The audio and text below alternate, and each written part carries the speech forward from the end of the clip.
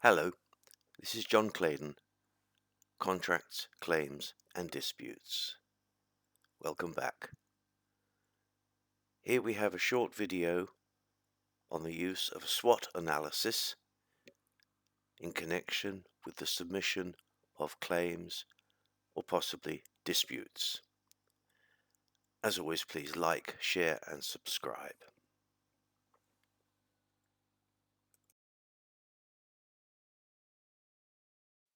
Firstly, what is SWOT?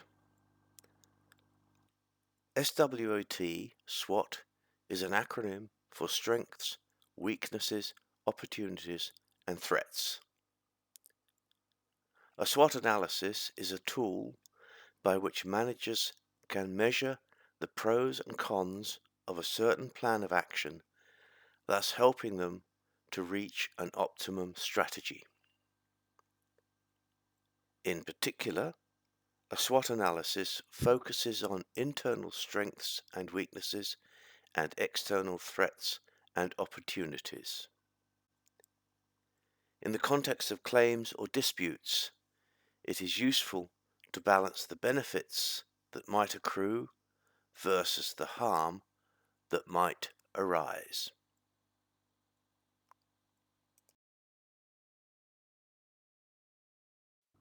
How to do a SWOT analysis. Firstly, define the objective. Second, create a 4-column table or grid. Label the 4 columns or boxes: strengths, weaknesses, opportunities and threats.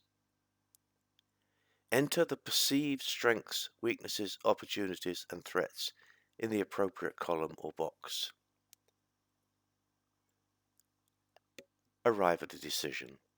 In this, by the way, it may be useful to assign a numeric value to each item.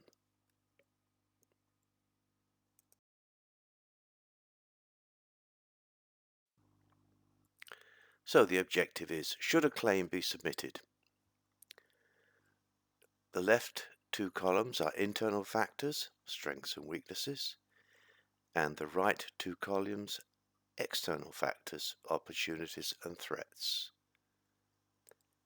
So under strengths, we might have, for example, good records. Good record keeping is a very strong factor in submitting a claim, and perhaps also high quality performance by the contractor. It's worth noting that if the contractor has performed well, a claim is more likely to be well received than from a contractor whose performance has been subpar.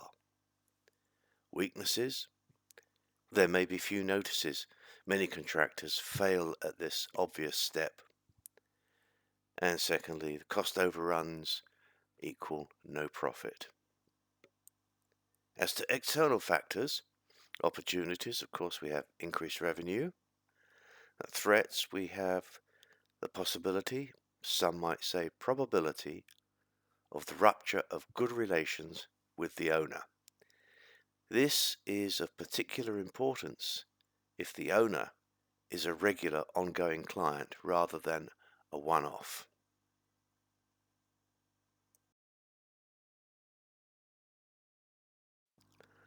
Similarly set out, but as a table, not as columns. Again, to the left we have internal factors. We might say that internal factors are those over which we have some control, and external factors, which conversely may be items over which we have less control. So under strengths we have again good records and high quality of work. Weaknesses, of course, few notices, sometimes no notices, financial losses on the project, and something that should not be overlooked, and that is the loss of management time. Whether a claim or a dispute, management will be heavily involved and will be diverted from their key function, which is project management. External factors. Under opportunities, of course, we have the increased sales revenue, which the accountants will love, and possibly the elimination of liquidated damages.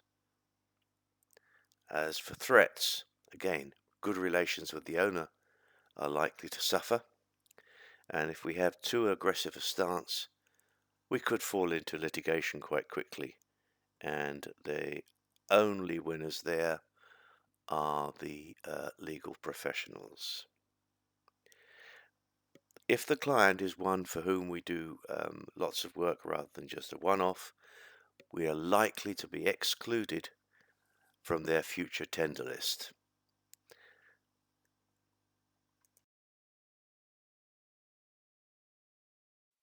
So, short conclusion.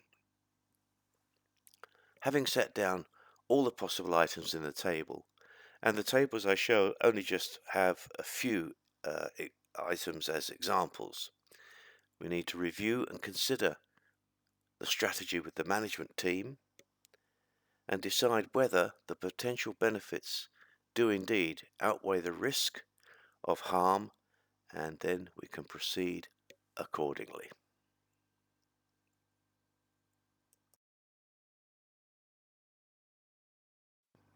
As always, thank you very much for watching. Please like, share and subscribe, and come back for my next video.